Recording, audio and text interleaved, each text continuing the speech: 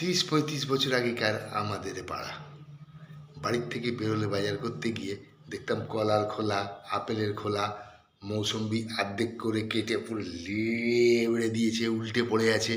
একটু যদি ভুল করো তাহলে সোজা পা পিছলে কলার খোলায় আলুর দম। 20 বছর আগে ব্রাউন পেপারের নানা রকম খাম, তাতে একটু তেল ঝাল লাগা, মশলা লাগা, নামি কোম্পানি প্রভুজি, গুপ্তা ব্রাদার্স পড়ে আছে। আর ইদানিং ছোট বড় মাঝারি কচি নোনো প্লাস্টিকের ব্যাগ, কার্ডবোর্ডের বাক্স, তাতে কি লেখা? Amazon spot delivery kids bag. ছোটোগুলোতে লেখা স্মার্ট নেল। ওগুলো আবার কি হচ্ছে, কাবাড়িওয়ালা তুলে নিয়ে চলে যাচ্ছে। রাস্তা কিন্তু আর পরিষ্কার হচ্ছে না।